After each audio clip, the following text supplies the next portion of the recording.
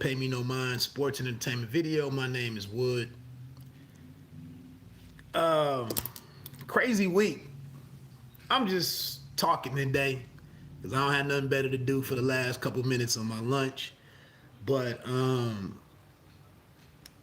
wow, a lot of stuff going on in the world, and it usually focuses around the same thing: black and white, race. But ESPN earlier this week, I don't know if it was Tuesday or Wednesday, but Stephen A. Smith exploded. Daytime on ESPN is a wild place.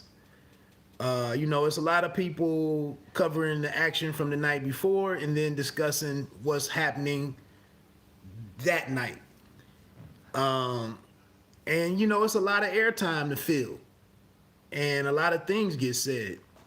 And I said this last week in talking about some movies or some television series and whatnot that are on Amazon and dealing with racism in a number of different ways. The Underground Railroad from director Barry Jenkins, and then Them by some creator named Little Marvin, I believe.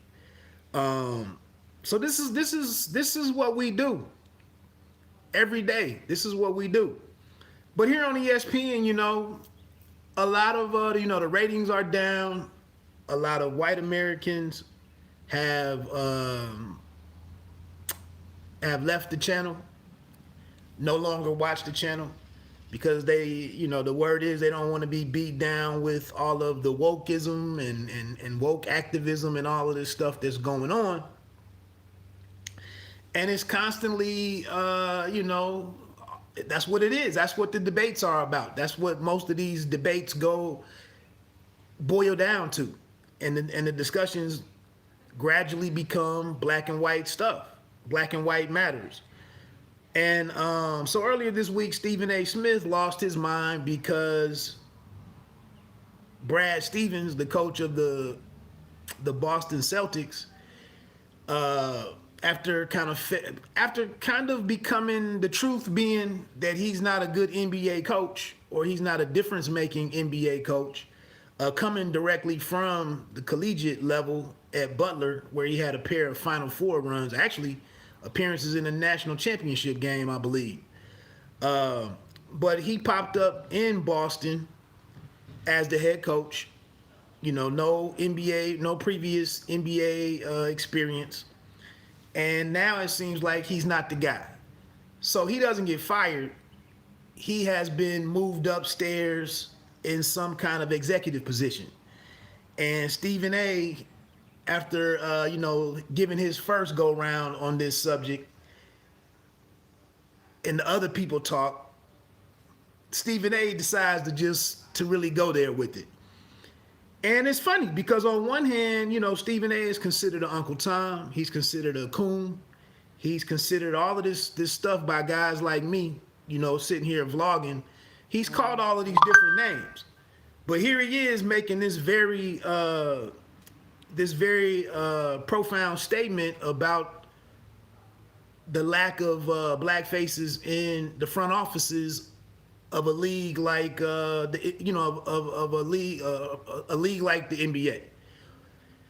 And he mentioned, there's only one black person in the entire NBA who makes personnel decisions, who makes the final call. And a lot of this stuff, if we're keeping it a buck, a lot of this stuff just boils down to numbers. With me talking about that race becomes the talking point on a daily basis on Fox Sports as well as ESPN. Well, when the biggest leagues are the NFL and the NBA, and you look at the number of players that are, the percentage of players that are black, normally you're going to be talking about black athletes. So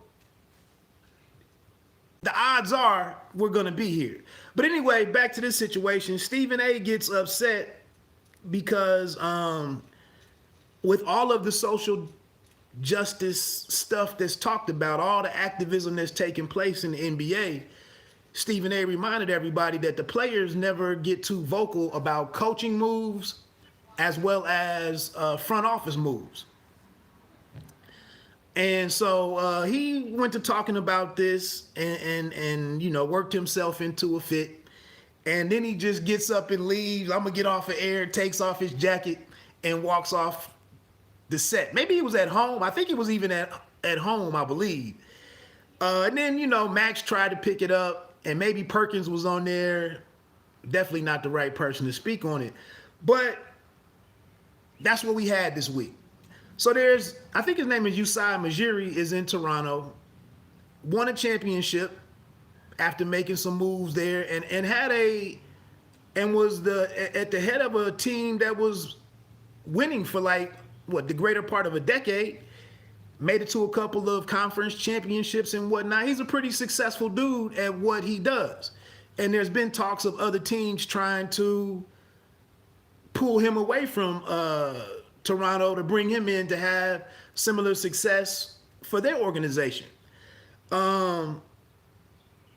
Then there's a sister there's a black woman that's in Milwaukee. I believe she's the vice president of basketball operations or something. So she's on that career path to be a general manager or team president, whatever it is. And that's the only two people. And so, you know, that was Stephen A's case, is like, when are the players going to take a stand? And then Stephen A also talked about in Brooklyn with Steve Nash coming out of left field. You know, Steve Nash is basically a skills coach for the last several years, and they bring him in to be the head coach in Brooklyn. Stephen A mentioned, you know, that doesn't happen for black people or black men, you know, trying to be NBA coaches. And so, you know, I really don't know what white people do with this type of commentary. You know, some people don't have the patience. Some people don't have neither the patience nor the time or the interest to sit here and hear this type of stuff. But I think it's very legitimate issues.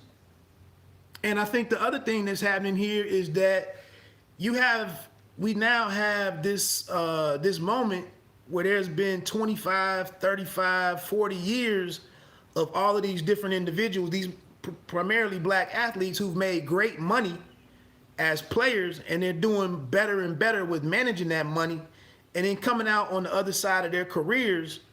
And it's like, what do I do? You know, I want to do something else. I want to be involved with this game. I want to be able to earn a living. I've devoted my life to the NBA. I should be able to be in some of these roles and make decisions, put rosters together. I should be able to use my influence and my networking to recruit players. I want to play. I want to be active here too. You got some brothers moving into management. D Wade has some kind of minority share in. What's up, Corey Evans? What's good? You have D Wade, who recently became a minority owner in Utah. So that's gonna be the next kind of frontier where black people go with, hey, I want in. I want a part of that. And what do? The one thing here, though, that I always consider is, before we get to banging on desks and making us think about a lot of this stuff, we don't even know if black people if black men or black women are really even starting this career path to get these jobs. Is anybody interviewing for these jobs to be GMs, you know, personnel development, whatever all of the front office positions are above scouting? I know Mean Joe Green for years was an integral part in the scouting department for the Steelers organization and whatnot. We know Ozzie Newsome did his thing as, I think he was a general manager for the Baltimore Ravens, was very successful at what he did. But, you know, again, if there's 30 teams, the expectation is that there's more than one black person doing this job. So we'll see how this how this changes anything, whether there's any improvement there. But I think, one thing that people need to consider, white America needs to consider, is like, I know you might not want to hear this stuff. It might make you uncomfortable. You just might be tired of it. You just might want to watch sports. Oh, yeah. Yeah, definitely. Corey Evans, I put that up on my Instagram page. The whole coaching staff is women and men, black men and women. So, yeah, definitely. And expected to do great things this year. But change doesn't happen behind closed doors. Change is pretty noisy. It's out in the front. It's a focal part of the discussion. So, there's not going to be more black general managers or people given that opportunity. That number is not going to improve by people being quiet about it. And I salute Stephen A. Smith because, and this is one thing where I think for black people, the brothers that take shots at Stephen A.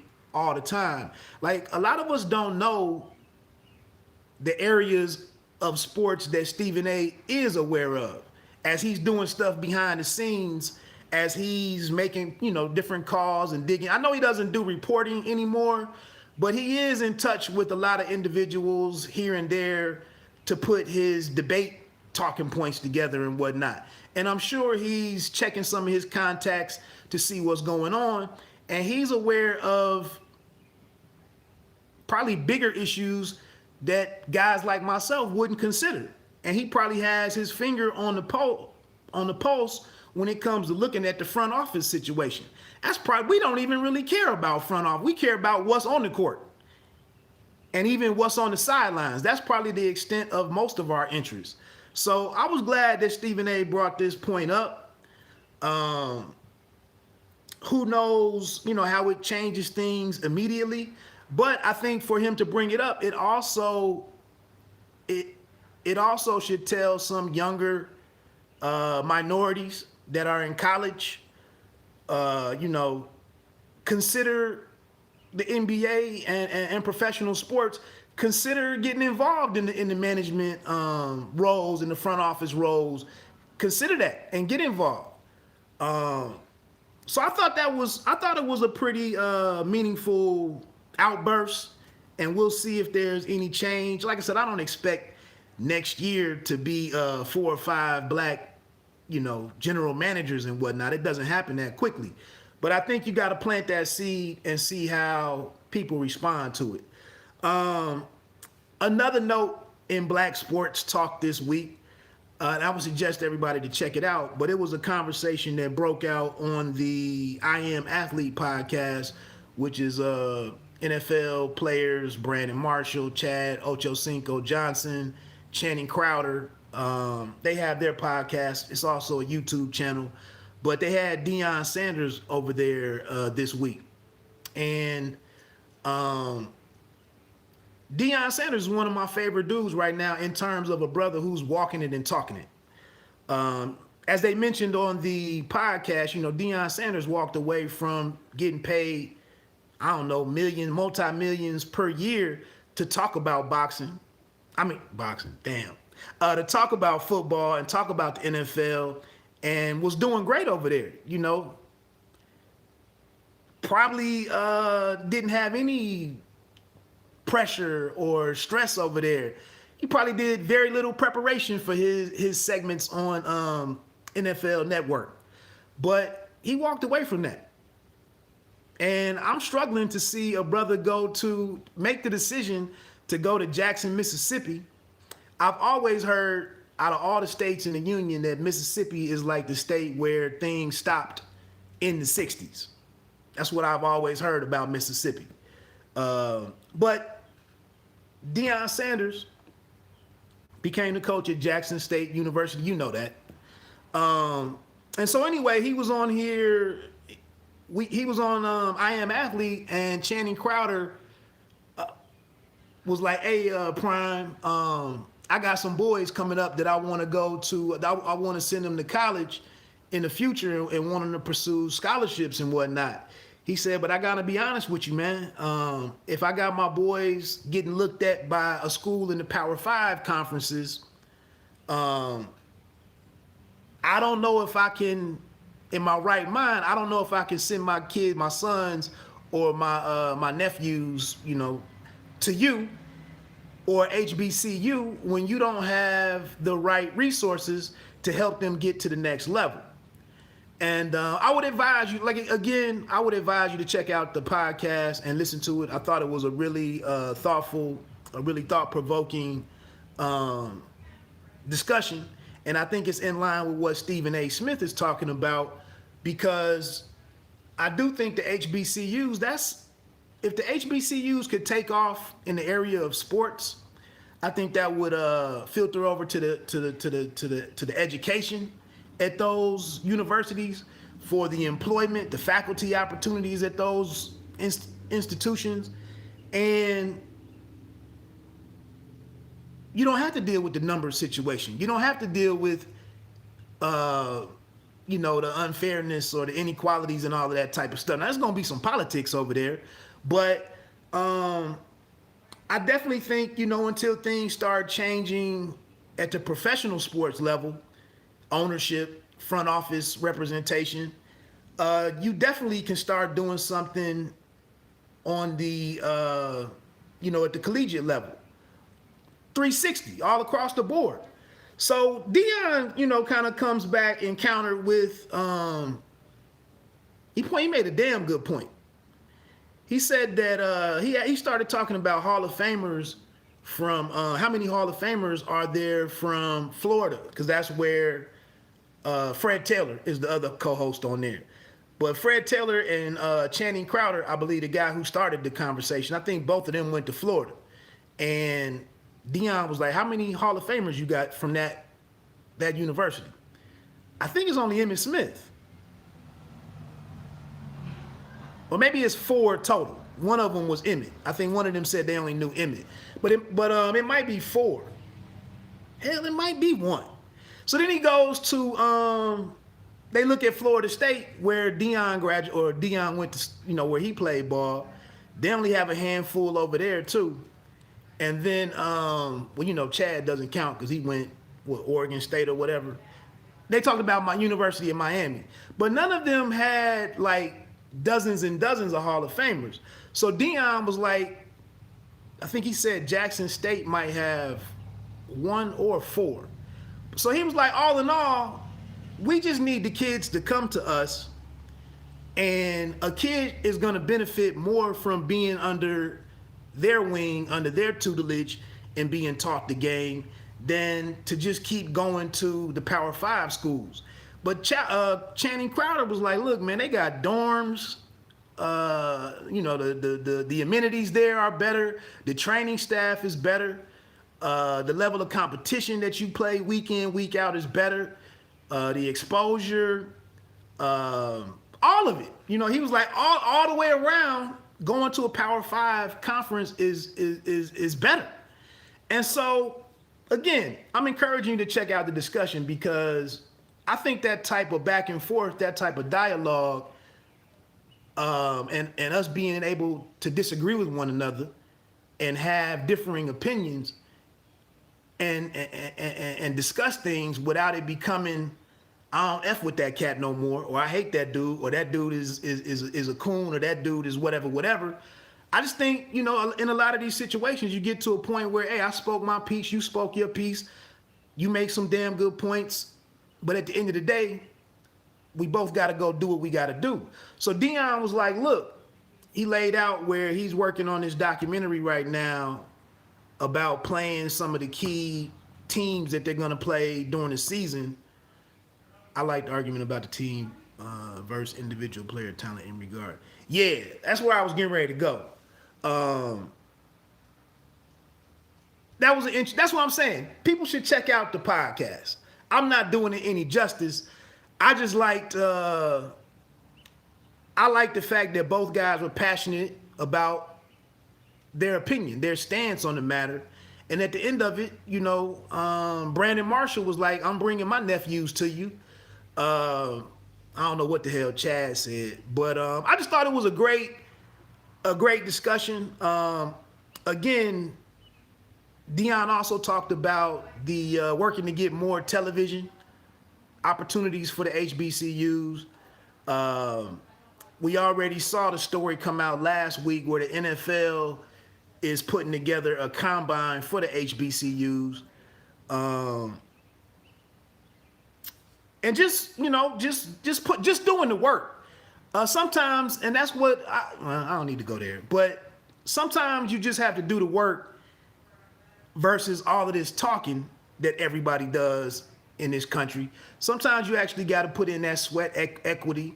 Others got to come alongside and be committed to the goal so that the goal can grow. And then that gradually, over time, things can change. We saw Eddie George went and took over the Tennessee State job, I believe is where he's at. A lot of these guys, man, I think giving back should be bigger moving forward. And I think it's not about just giving somebody some money. It is about going somewhere and being somewhere every day. It is about going somewhere and having expectations and leading, other people and helping other people. Like I said, with these coaching staffs, if more players come in, it's only gonna stand to reason that over so many, seasons, the team will get better. The coaching staffs will be able to earn more money. Those resources that Channing Crowder was talking about, those things would improve. It just takes time. And that's what Deion said. I'll get ready to get off of here with this, but that was the one thing that Deion said that also resonated with me was the fact that before a bunch of those Florida guys started going to Miami, Florida State, and Florida, before those guys started going through there and going through there consistently, none of those teams had done a whole lot. But once they tapped in to that talent, you saw what happened for all of them. So Deion is in the same thing. Like, if we can start directing these kids, some of the best players, we can start directing them to the HBCUs. He was like, then you can see that taking off. The last thing that was very interesting to me was they had a quick statement on the kid, Trey Lance, coming out of North Dakota State. And, Deion was like, what he go, number 3 overall or whatever, 5, whatever it was. He was like, look where he went. So how you going to sit here and tell me that our kids, there's no talent here if you got a guy who just went number 3? What he said about Trey Lance was that he was a dog, and I'm just like, how do we know that? But that's why I like to listen to these guys talk football, because whether they're wrong or right, Trey Lance in 3 or 4 years might be a bust. But I just appreciate the way that they talk about the sport, the way that they talk about players, and the way that they look at the skill level of players and whatnot. I really respect that. So again, and like I said, for me, in doing podcasting, YouTubing and whatnot, I can't even begin to compete with those types of channels, with that type of insight, those type of figures and guests. I ain't never gonna have no Hall of Famer, on none of my program or none of my platforms. So check the guys out, man. I thought it was a great discussion.